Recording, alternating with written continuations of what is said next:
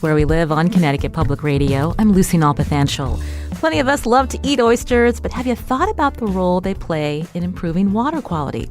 Coming up, we'll hear from a UConn researcher about local efforts to help shellfish restoration in Long Island Sound. Tessa Getchis says Connecticut is top 10 in the country for clam and oyster production.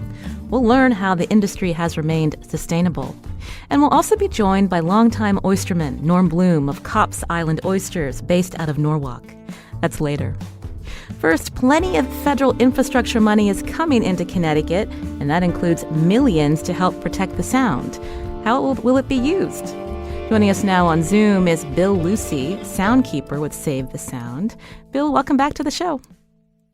Oh, thanks for having me, Lucy. Great to be back. Our listeners can join as well. Find us on Facebook and Twitter at Where We Live. So I was thinking back to that conversation, Bill. I think it was in 2017, shortly after you took on the Soundkeeper role. For listeners who may not know a lot about what a Soundkeeper does, can you briefly talk about your position? Sure. So the original Long Island Soundkeeper was a man named Terry Backer.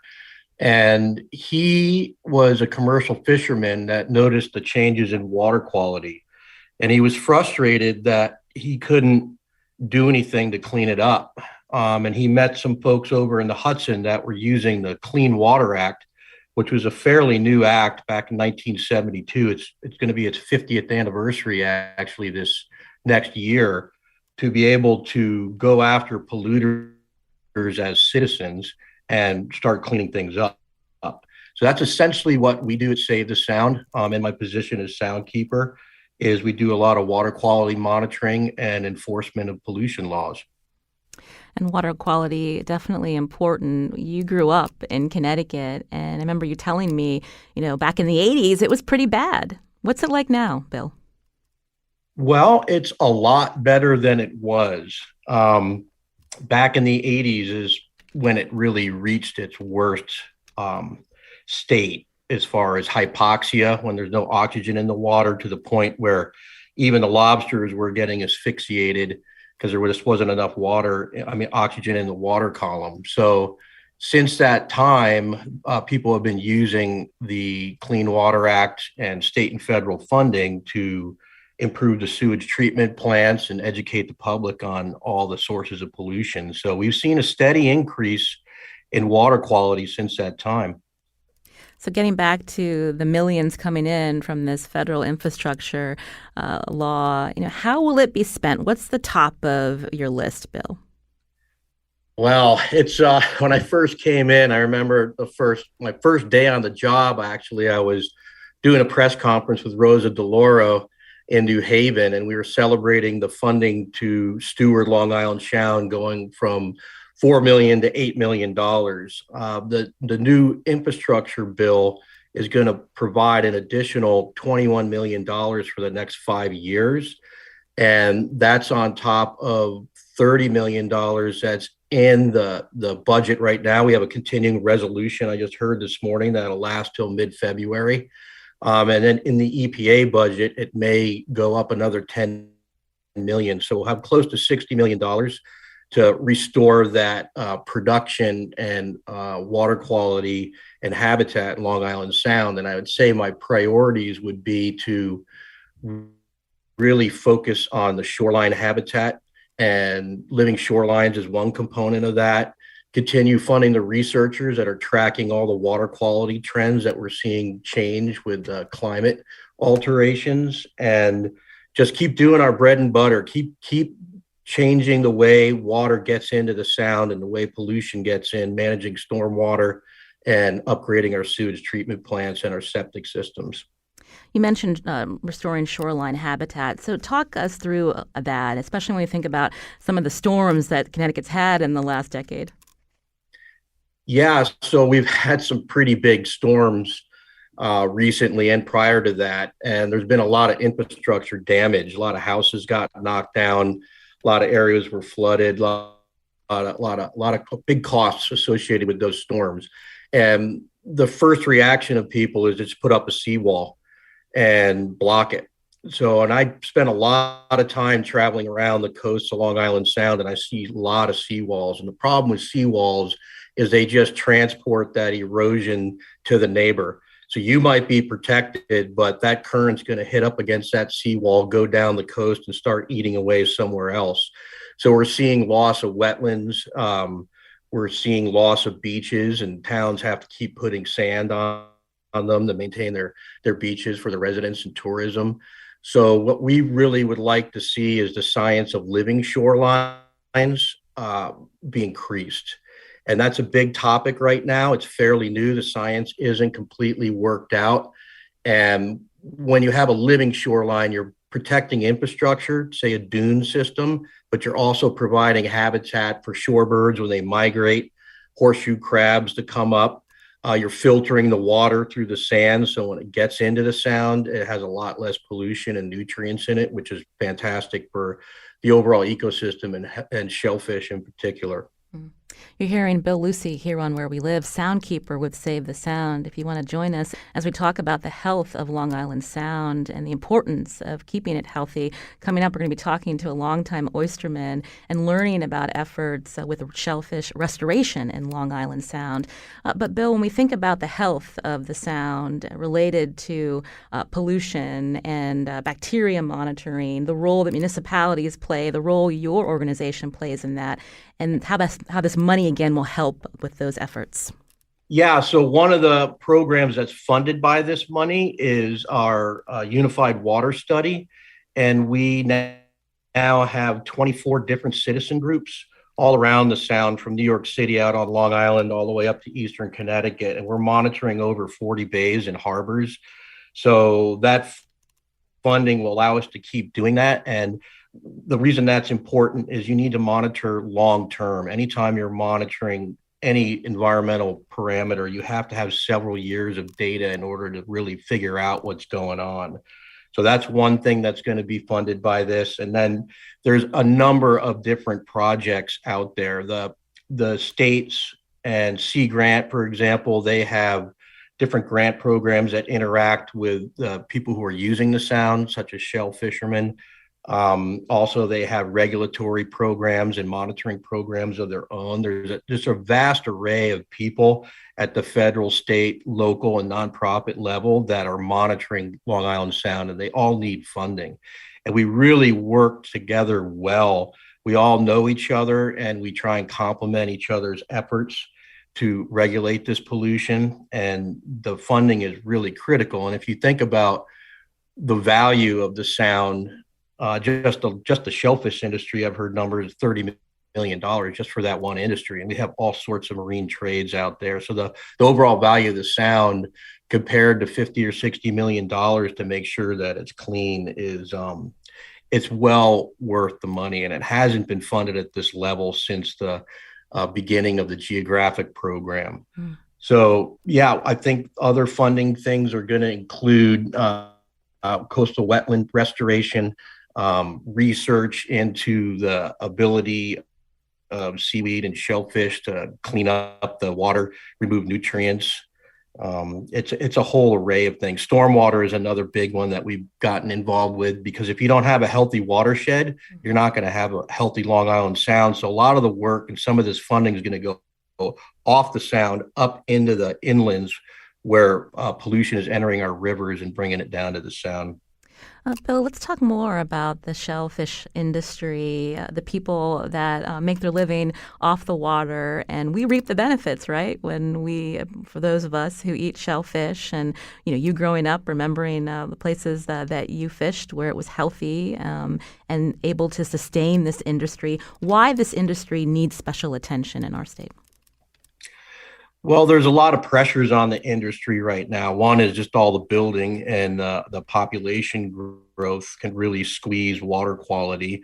It's also difficult I really think there's an ability to expand the shellfish industry beyond where it is now, and they need space to do that. So we need to make sure that there's working waterfront available for new future endeavors as this industry grows. And shellfish, by their very nature, filter the water. So they take a lot of that extra. We have too many nutrients going in. And so if you have a very intensive shellfish industry that's utilizing that pollution actually as a resource, as a food for the shellfish, and they're removing it. So when those shellfish are harvested and transported to market, you're actually cleaning up the sound from the nutrient issue. And I really think that at an industrial scale, you can have measurable impacts on water quality sound wide. When you mention too many nutrients, is that what eventually leads to that hypoxia? That is, it creates algae blooms and you get too much. It's just like putting too much fertilizer on your tomato plants. You get these big, giant green plants with no fruit. It just puts the whole system out of balance. And we have lawn fertilizers and we have nitrogen coming in from the air and carbon coming in from the air and all this. The system designed to work with a certain balance of nitrogen, carbon, and phosphates. And so when that gets out of balance, you start having water quality issues, which ultimately lead to the loss of oxygen, which stresses out the whole system. And shellfishing is one of the best ways that we know that can really recreate that balance in the sound. Of course, you have to fix up your sewage treatment plants and tighten up your collection systems and not have your septic tanks leaking out. But when that's all done, you're still going to really need to have this natural ecosystem service that the shellfishing industry provides to just create this stability and balance within the sounds ecosystem. You mentioned that the shellfish industry could expand in our state and efforts to help them. I'm thinking back to this new law that designated shellfishermen under a tax break similar for farmers. Tell us about that. Yeah, that was a bill I worked on with Representative Joe Gresco this last session. And I've seen it in a lot of places in my professional career where a lot of the seafood industry, they have diesel boats. They get up really early in the morning. If you're back in the lobster days, I fished out of Mount Sinai. We had, big stacks of herring. Maybe it was a little smelly. So all the recreational boats didn't really want folks right next to them. So we were kind of had our own little setup over there on Long Island that was away. And if you're going to try and compete with folks who have want to do residential condominiums or big houses on the shoreline, there's no way that someone who's in a fishing industry with all the variables and all the risks and the ups and downs of the ecosystem in the market to be able to go and buy waterfront property when you're competing with developers. It's the same thing with farming. If the farmer's barely making it, working really hard, and a developer says, hey, I could put 15 houses on your farm, it's a pretty hard thing to compete with. So what this law does is it reduces the tax burden for shellfishing, the shellfishing industry folks. So they're not paying residential taxes on a piece of working land, and that allows them to continue without too much tax burden. And it also provides opportunity in the future for the next generations to get into it. Again, this is now law. Was there a lot of work that needed to be done behind the scenes? Any tension from municipalities along the shore where they're not going to be getting a particular, as you mentioned, tax base from big waterfront homes? I'm just wondering if you can talk a little bit about the work that was done to get here. Yeah, that was absolutely a tension. The towns are obviously not happy when you reduce their grand list. So that's always a concern. But to put it in perspective, I travel up and down, as I mentioned, the coast. There's very little mileage of working waterfront left on Long Island Sound. It's mostly residential or heavy industrial where you have tank farms and that sort of thing. So what little is left right now is at a premium.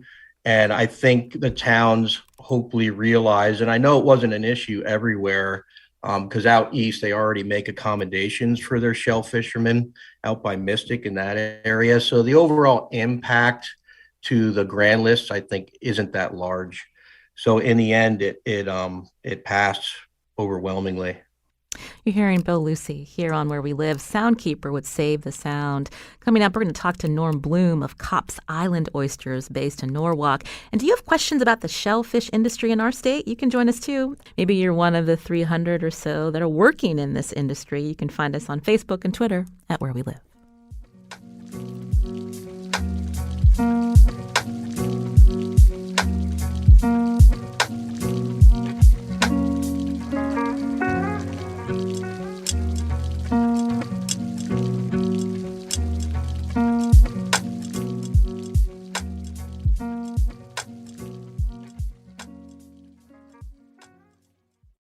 This is Where We Live on Connecticut Public Radio. I'm Lucy Nalpathanchel. We're focused on Long Island Sound today, talking about the health of the sound and the people who make their living off of it.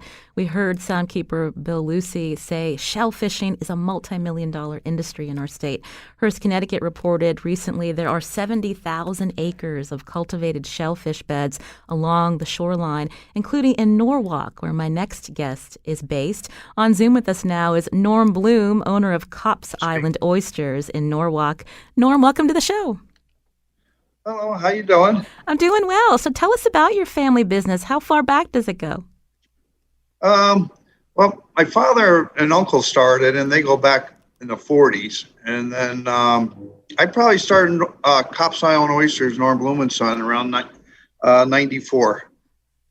And so tell us about the business. How many oyster beds do you maintain in the Sound? And for those of us who don't know much about it, what the farming process looks like, Norm? Yeah, well, Kopp's Island, we're a wild farmed oyster. We do all our seeding and everything's done out in the wild. We have a use of, through people, roughly around 12,000 acres. Probably a small percent of that where it's actually oyster grounds. And so what else are you farming? Lobsters, clams? Well, we do clams. I mean, clams live wild, usually in the softer bottom, because the whole Sound is not all hard bottom. So you got a lot of areas that are mud and soft, and some areas are subject to storms. So if you put oysters there, the winds will blow them away, and you end up losing them. Mm-hmm. And then, we support lobster boats. We got a lobster boat running out of here. We support him a little bit. What about the hatchery side of things? Yeah, well, like I say, we're wild farm where we save our shell, we plant the shell, and then we put the shell in the water to catch it.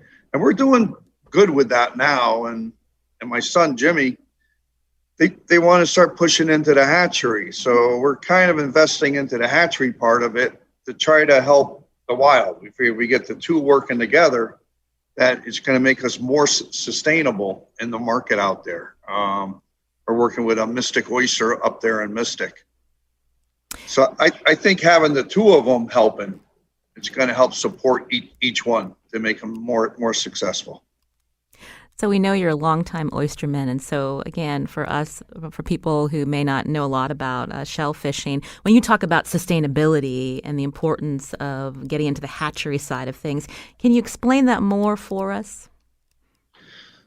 Well, for us to be in the market, our customers want to know they can get 100 bags every day. So we got to make sure we can do that. So we need a huge volume behind it to make sure that could be possible to do that 6 days a week, year round. So with the hatchery, it's just going to help us more support that. I mean, we got hit by those storms back in Irene and Sandy and that nor'easter in 2010. They kind of wiped us out pretty good. And that's really what got us started thinking, hey, we need another way, to produce seed. That's what got us into the hatchery part of it. And you mentioned produce seed, so that involves the shell, right? Can you explain that for us? Yeah, well, what we do is all year when you're working, we save the shell, and we put the shell on it. We call it a shell lot. Then from there, we'll put it on the beach and we dry it. And then come summer, when the oysters spawn, we'll take that dry shell and we'll spread it out in the intercoastal areas. And that's where when the larvae gets about a week or two, it'll swim down to the bottom and it'll use the shell to hang on to. So you sell your product across the country, and then in Connecticut, you mentioned I think a location in Mystic. But tell us more about your business in the state and how the pandemic impacted you. Yeah, the pandemic was hard. I mean, our buyers, everybody, nobody had a clue it was happening. I mean, we worked right up till Saturday. We had the trucks all loaded. Monday morning, the trucks went out, and then we heard mid Monday, that everything shut down. So we actually had to go out and get all the product and bring it back. But when we lost the market, we lost getting shell and getting the other parts. So the farm was going to take a big hit. So we had to figure out how we could keep the farm going without the market. And so tell us how you did that, and how did any federal assistance help you? Well, what we did is we got the boats out because our crop is a 3-year crop. So we can't just leave the oysters out there, come back next year and start catching them. We have to move them around. Otherwise, they will silt over. They get like a layer of mud on top of them. So we have to constantly bring the oysters up once a year and then put them back down on the beds. So what we had to do was we got 2 people on a boat. We limited our crew way down to try to get the boats out there so we can shift and move. And the biggest problem we had is we weren't getting shell. Because usually throughout the year when we're selling our product, we're getting shell every day. We get whatever comes out of the market. So, so we had to figure out how to get shell. Otherwise, we're going to be in trouble 2-3 years from now.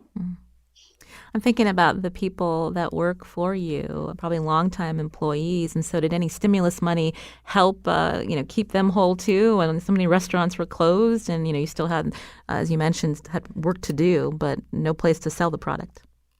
Oh, yeah, no, that stimulus money, that really helped. We were able to get our crew back and do all the maintenance, keep the farm going. The farm's the biggest part of our business. The market, I only have 1 boat that does the marketing. The rest of the fleet pretty much just farms and make it so the one market boat can go out every day and catch. You're hearing Norm Bloom here on Where We Live, owner of Copp's Island Oysters out of Norwalk. You mentioned the storms. I'm wondering, when we think about when I had the conversation with Soundkeeper Bill Lucey, pollution in the water and importance of monitoring storm water, how that impacts shell fishermen like yourself, Norm. Yeah, well, I grew up with Terry Backer and Dick Harris, and growing up with them, they really taught me the importance of water quality. So we help groups like Bill Lucey and Harbor Watch. There's a whole bunch of groups that we support. It's like a network of people, and trying to keep these harbors and maintain what's being dumped in, all the storm drains and everything. Connecticut I'm lucky to be in Connecticut doing this because they're real supportive of keeping the sound clean. I mean, everybody's good with it. The towns are good with it, so it's good support. Because if we lose these intertidal areas, that's where all the oysters really start. My beds out in the deeper water aren't going to produce oysters. I need the inner harbors. I need these estuaries up and down the whole shoreline. That's where we get the oyster sets. And then we move them out to the market grounds out there. So, yeah, without the work that Bill Lucey and these other groups do, we'd be in big trouble. The state does a lot of monitoring, but you're also paying, right? You run your own tests on site? Well, we test up in the inner harbors. The state will test and make sure everything's safe outside. And what we do is we're more of a tool for the state and for these other groups. We kind of test. If we see something, we notify the state or we notify the towns and we pass it on to them. It's more we're more helping them. When we think about the work that you do and your crews, the idea that fishermen are also conservationists, Norm? Oh, yeah. I mean, we have to, especially ours, it's a 3-year crop. So if we fail this year, it's not like, I'm going to get it next year. We're always working way, way ahead and investing in it. And we're tight to the shore. We're up and down in the inner harbors and everywhere. So once we start losing these inner harbors, then our shellfish beds that are out in the conditional areas are going to be not worth as much, And there's also a whole recreational out there too. I mean, the public can go to these local shellfish commissions in the towns and get licenses to go out and dig clams too. And they're the ones that really first get hit by, if we lose these inner harbors. Norm, you mentioned the recreational grounds for the public. So are you seeding those as well? We help. We always help. I mean, all the shellfishermen up and down the coast will always help, the local towns. And they'll have certain areas where the public's allowed to go and dig shellfish. So we always try to make sure those beds are well protected and, have a good inventory on them. Still with us on Zoom, besides Norm Bloom, is Soundkeeper Bill Lucey. Bill Lucey, respond to what Norm has shared with us, giving us a little bit of a glimpse of the work that he and his crews are doing. Yeah, absolutely. We have a whole watchdog system where if someone smells a pipe that's gone bad, maybe contaminated with sewage, we work with Dick Harris, who Norm mentioned, Sarah Crosby from Harbor Watch. We give reports to the state because the state is monitoring as well. And so there is, just as Norm explained it, there's a whole network of people trying to keep things clean by catching the pollution right when it starts and closing it off, getting it fixed. And the municipalities typically are pretty good about doing that.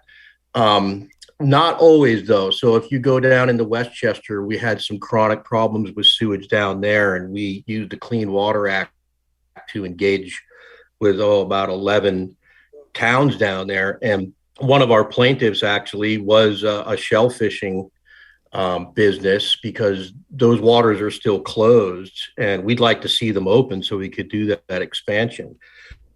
So the partnership between the water quality dependent industry like shellfishing, the municipalities, and the wastewater treatment plant folks, most of them are fantastic. They've been doing a great job of upgrading the sewage treatment plants. Those are the workers that are day to day trying to make sure all the screens are working.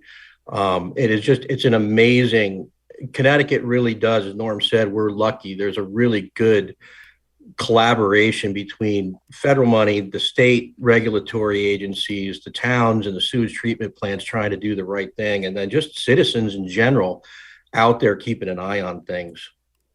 Again, you can join us, Bill Lucey from Save the Sound. We've been also talking to Norm Bloom, owner of Cops Island Oysters out of Norwalk.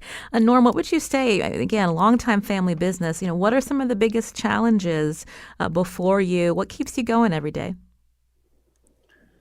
Mostly my kids, but it's just nice to be able to, like I say, work in a state like Connecticut and be part of cleaning the sound, and also being able to get benefits from it. I mean, I think these sound waters are like the jewel of Connecticut. I mean, there's so many things people can eat out there. The public can enjoy it too. It's a huge shared resource, and it's just great to be part of it. And I like being able to, work out there every day. It's really important to hear this shared resource for all of us. Leanne's calling in from East Haven. Leanne, do you have a question? I do. It's for Bill, yeah. This is so interesting. Thank you for your participation. I live in East Haven right on the beach, on the sand. And I came here about 18 years ago. And it was a joy to walk this long beach every day and see all the marine life near and out of the water. Little tiny crabs and starfish and horseshoe crabs and lots of varieties of shells and piping plovers and sanderlings and all sorts of sea life and bird life. And I'm not exaggerating. There's no more starfish. There's no more horseshoe crabs. They don't come up to mate like they used to, which was phenomenal. No more little crabs in the tidal pools. No more sanderlings. Very rarely do you see those little birds running up and down the beach, if at all. And no more piping plovers on this beach. And I'm an Audubon monitor for the plovers, so I feel fairly confident. And I'm just wondering what's going on. You say things are getting better, but I say things are not looking better. I have another question after that, which is, do you think the fact that there's an airport here that takes off and lands right over this beach and right around these local beaches here have anything to do with it? Because I've noticed when I go up to Hammonasset and when I'm in other places in the inland harbors and so forth, it looks a lot more productive than it does around here. All right, so I'm interested in your comment. Thank you. A lot to unpack there. Bill Lucey, you're also a wildlife biologist. So let's take Leanne's first question about, what she's observing where she lives.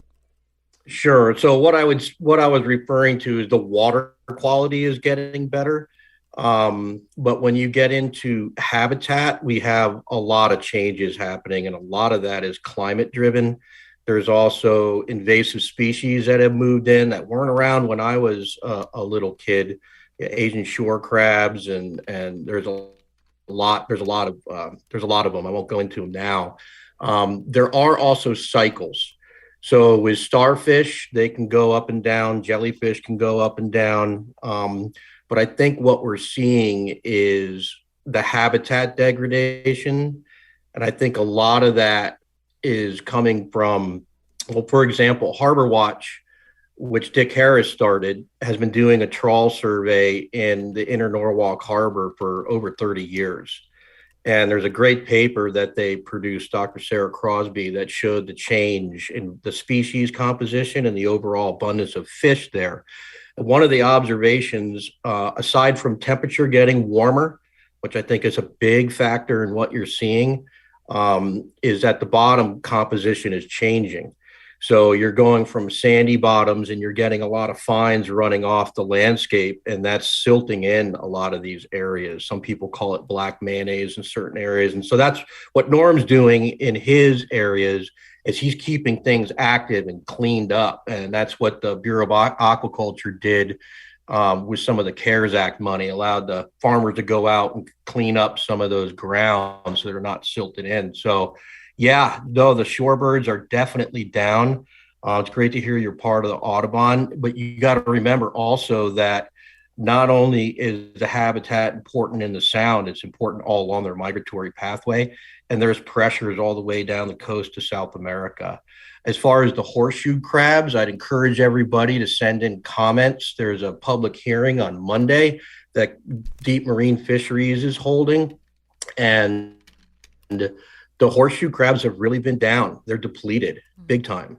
And they're going to reduce the proposal is to reduce the number of crabs that can be harvested for bait, and also to close the times around the lunar breeding periods.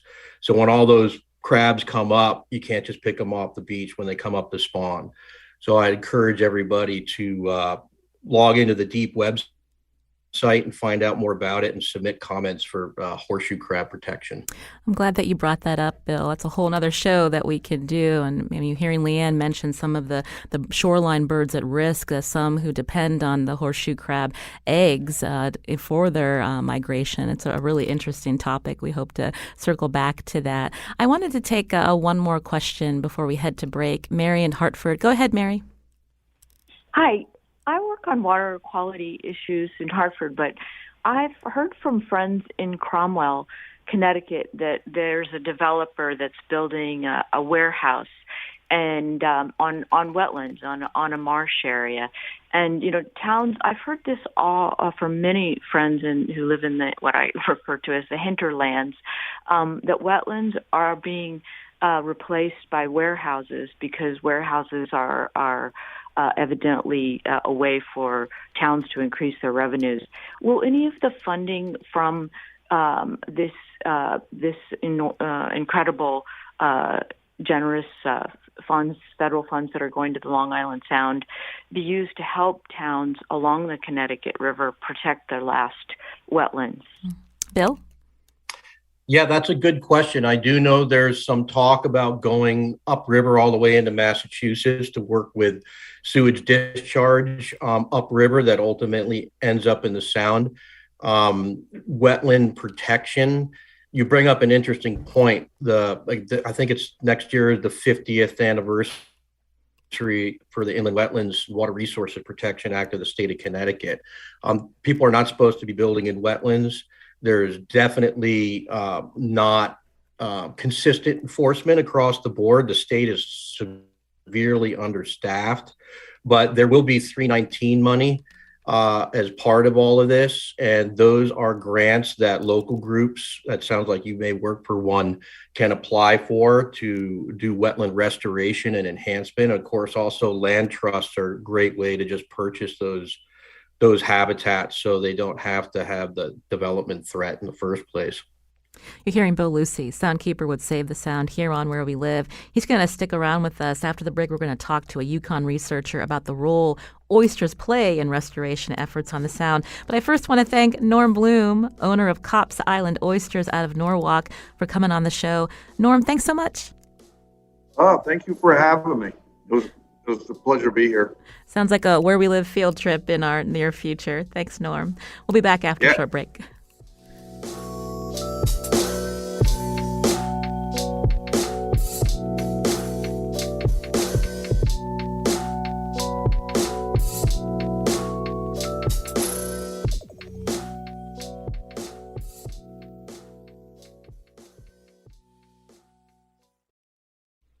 This is Where We Live on Connecticut Public Radio. I'm Lucy Nalpathanchel. We're learning about the role shellfish like oysters play in the health of Long Island Sound. My next guest is working on tools to help inform shellfish restoration in the Sound. Tessa Getchis is an aquaculture extension specialist with the Connecticut Sea Grant and UConn Extension Program. Tessa, welcome to the show. Good morning. Thanks for having me, Lucy. We heard both Bill and Norm talk about how oysters are unique. They help filter some of, again, these excess nutrients out, but they also do habitat building. Explain that for us and why that's important. Sure. Shellfish like oysters are just incredibly important to the environment. All shellfish serve as a water purifier. They're filter feeders. And when they're feeding, they're cleaning and clarifying the water. But oysters are pretty unique in that they are habitat building. So they need a hard surface to settle on. They prefer oyster shells. And those baby oysters will continue to settle and build these large beds and reefs, which serve for habitat for a number of other marine organisms. So it's that structure that's really important and special. You mentioned all shellfish help filter. Do oysters do an extraordinary job compared to, say, clams? Extraordinary, but mussels do a great job as well. Mussels, that's a topic for another show. Okay.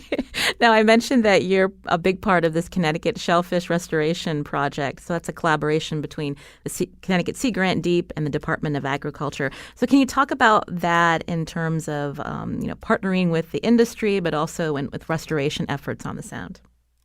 Sure. Well, Sea Grant and a number of agencies and organizations have been working together for years. We first facilitated what is called the Connecticut Shellfish Initiative. That was modeled after NOAA's National Shellfish Initiative, an effort to protect and grow the nation's shellfish populations. And in Connecticut, what we wanted to do was to develop a specific plan to help protect our shellfish populations, to grow aquaculture, the farming of shellfish, to enhance recreational shellfisheries, which are so important along our coastlines. And more recently, what we've been doing is pulling together these groups to sort of set the stage for shellfish restoration. So talk more about that. So there's different types of oyster beds that you're mapping. There's, quote, designated beds. Can you explain that more for us? Sure. Well, we have a lot of shellfish resources in our state. We have farmed shellfish populations. We heard before, over 70,000 acres. We also have recreational harvest areas along our coast. And we have what are called designated natural beds. Those are beds that were so important for early harvest of oysters along our coast that they were set aside in Superior Court, basically to protect those to sustain the industry. And they have those beds, which they have oysters and clams on them, still today support the industry. The vast majority of our oyster harvest really starts on those natural beds. So while they're not natural in the terms that, in the sense that we haven't touched them through time, they have sustained these industries. So what the shellfishermen are doing, you've heard Norm talk about harvesting oysters from those beds. They're harvesting small seed oysters, and then they're planting them on their private beds. So their seed, rather than originating from a hatchery, originates from the sea floor. But there are very strict regulations that are in place on those designated natural beds that have helped to sustain them for hundreds of years. So the state is restricting the time of year that you can harvest, the quantity that you can harvest, the tools that are used, and many other measures that, again, that have sustained this industry and that ensure that not only are we providing shellfish that we can later eat, but the shellfish are still always in that system so that they're providing the ecological benefits that we derive from them, like water filtration. When you talk about those restrictions, and again, when we think about the shellfish industry, is that done in collaboration with the fishermen? Because again, they're out there making their living off the water, thinking about how regulations impact them. Can you talk about that, Tessa? Absolutely. If the industry didn't have a partnership with the state, these beds wouldn't be there. So they're really working to ensure their own future. So they pay careful attention to maintaining those beds and to help to enhance those beds throughout time. So that's been a huge focus and a great partnership that through the Shellfish Initiative, through the Shellfish Restoration Planning process, which has involved industry, we've been able to realize a lot of accomplishments and impacts because of those strong relationships. Bill Lucey is still with us, Soundkeeper from Save the Sound. Bill, can you talk about this mapping project? Yeah, so what you have to start with is your inventory of what's out there. So people like Norm and other users know where they go, what they need, what they do. We also need to know where the seed sources are coming from to repopulate those natural beds. And so these shellfish mappers that are being designed are going to inform where maybe we need to do some work, maybe where places are okay. And other places have done this.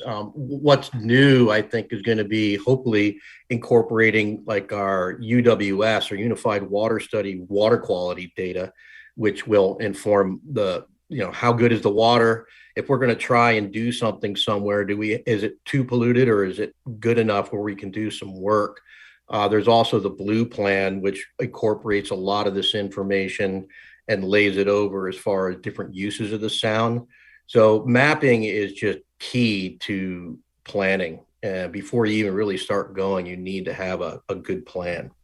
And Tessa, where are you in this process? Is there a report coming out soon to talk about the work? Yes, absolutely. So the Blue Plan really helped to set the stage because through that process, this inventory of all the environmental data and human use data in the sound was pulled together. And so we drew from that resource to identify all of the shellfish related information and maps that we had that allowed us to identify what we need for better decision making. So it's not only trying to figure out where oysters can grow, but where they'll thrive and provide these important benefits that we derive from them. Bill, earlier we were talking about, just supporting the shellfish industry, and we heard about how the CARES Act helped oystermen like Norm when the restaurant industry, was shut down during the pandemic. And a one-off instance where they were compensated, fishermen, for the nutrient cycling that oysters offer. Can you talk about why that's significant, and should that continue? I think it is significant because if you look at all the other industries we have, they are given subsidies when there's problems. Farming, you have droughts or floods, there's insurance and things to cover and federal assistance. And the shellfishermen are no different. They need to have that same stability in their markets to not have great fluctuations. And by the fact that they're providing this ecosystem service, there should be some recognition of that. How we go about that is interesting and a matter of debate. But I'll give you basically what's happened is we put over $2 billion into cleaning up our sewage treatment plants over the last 15 years. And the price per pound of nitrogen removal now is going up. So all the upgrades have happened to a certain level. It was fairly inexpensive to remove, let's say, excess nitrogen, say $200 a pound. But now when you're really trying to get it really clean, it may go up to $400 or $500 a pound. So talking with Gary Wickfor from the NOAA lab, who does a lot of international shellfish work, there was a system out in the Netherlands somewhere where it was too expensive to get it that much cleaner. So the municipalities partnered with an oyster industry, a mussel industry there, and the mussel industry finished off cleaning up the rest of that excess nutrient. So there is a fee that's paid to those mussel farmers for that ecosystem service. It's not been done in the U.S. yet, but it has occurred elsewhere. So that was federal money. Tessa, when we think about, how vital the shellfish industry is in Connecticut, and these nutrient cycling programs, partnering with fishermen, that's not something happening in the state yet. It's not, but there's a lot of potential for it in the future. And we've seen some test cases out in Cape Cod, in Maryland, and we're following that very closely.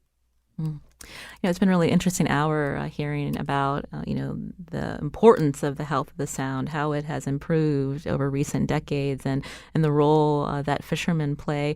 Before we run out of time, Bill, when we think about some of, your goals over the next, few months and couple of years down the road, when we think about the shared resource, as Norm mentioned, what we need to focus on. I think really we're doing a good job on all fronts. Bureau of Aquaculture, Sea Grant's doing some great networking and planning for restoration. For us at Save the Sound, we're really starting to drive down on stormwater pollution, because all of that stormwater pollution is generated way upstate, and it all makes its way down to the Sound. So we're going to be working a lot with municipalities to start capturing that stormwater before it gets into our streams and rivers and down to the Sound. So water quality is going to remain our main focus. Again, that's Bill Lucey, Soundkeeper with Save the Sound. Bill, thank you. Always a pleasure to hear from you. Maybe next time we'll see each other in person. Yeah, I hope so. It was great. Thank you, Lucy. And also Tessa Getchis was here, Aquaculture Extension Specialist with the Connecticut Sea Grant and UConn Extension Program. Really interesting project that you're working on, Tessa. We'd love to have you back when that report is out. Thanks, Lucy. Have a great day. I'm Lucy Nalpathanchel. Today's show produced by Katie Pellico. Our technical producer is Kat Pastor. And Hannes Brown composed our theme song. We hope you have a great weekend.